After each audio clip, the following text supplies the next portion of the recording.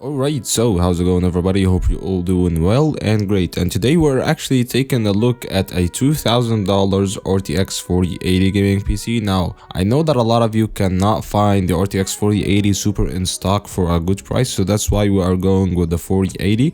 And as you can see from the benchmarks right now, the difference in results when it comes to the RTX 4080 to 4080 Super isn't noticeable at all. The only obvious reason for Nvidia to drop the RTX 4080 Super refresh GPU is for them to actually update the pricing, but ever since these GPUs has been going out of stock, so you need to really be smart about it, I know, and accept the fact that the RTX 4080 is still a viable option because a lot of it goes for around $1,100, while the cheapest really good cooling solution RTX 4080 Super would be like for $1,300. So check out the links in the description if you want to see the PC parts and get them. And press on that like button, subscribe, and without wasting any further ado, let's get to it. So the CPU, we're looking at the highest end CPU, the best CPU that you can get for gaming, the Ryzen 7800X3D. This is an 8-core 16-threaded CPU that has really all the bells and whistles. It's got the upgrade path to the next gen Ryzen CPUs. It's got the 3D V cache that would really help when it comes to gaming, and it will do you fine in the 3D intensive applications. It will do you fine in the CPU intensive tasks.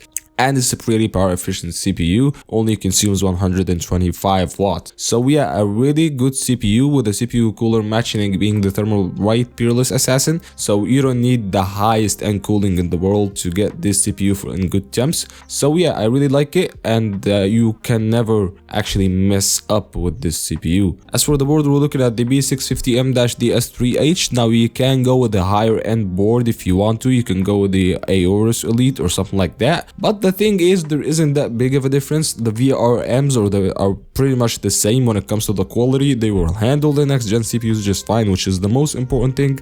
And you can easily do overclocking on this board. The RAM, we're looking at 32 gigabytes of DDR5, 6000 megahertz RAM. So we are actually pushing this PC to its limits, you know. And I feel like, yeah, getting 32 gigs is the way to go. You can go with 48 gigs if you want to, but I feel like this is more for content creation and productivity type of workflows. So yeah, 32 gigs is more than fine for gaming, and the frequency being 6000 megahertz is really optimal. As for the SSD, we're looking at 2 terabyte M.2 Gen 4 SSD, so you can upgrade to like Gen 5 in the future if you'd want to or something like that, or go with higher storage, but 2 terabytes for a high-end PC like that is really awesome. Now the GPU, you know what it is. This is my favorite GPU. Not my favorite, but this is the fastest GPU that you can get right now for kind of a reasonable price. The RTX 4080 12GB GPU, you can get it actually brand new right now for around $1,100 from Galax. You can get the RTX 4080 Super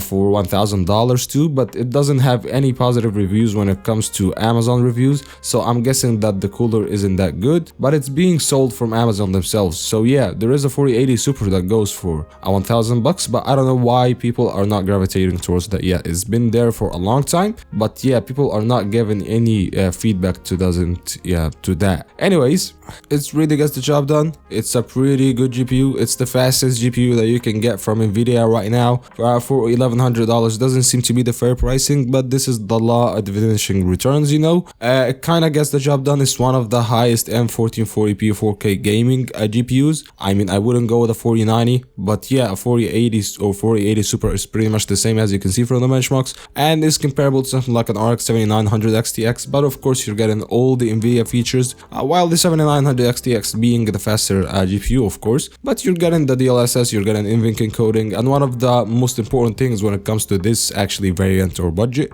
ray tracing. So you're getting the brand new ray tracing technology, the path tracing technology, so it's kind of, yeah, why you are paying that premium, and it really is worth it. Now the case, we're looking at the NZXT H610 Flow RGB. Now it's got the RGB fans pre-installed. It's a pretty good looking case. It's one of the best airflow cases actually out here, so yeah, you're not missing out on anything when it comes to the looks. At the power supply, we're looking at an EVGA 850 watt 80 plus gold rated power supply. You don't need more than that when it comes to wattage, and it gets the job done. You can upgrade to a higher end GPU in the future that will consume more power and still got no problem. So yeah, that's been it. If you like the video, press that like button. If you're watching this video, subscribe, and I'll see you in the next one. Peace.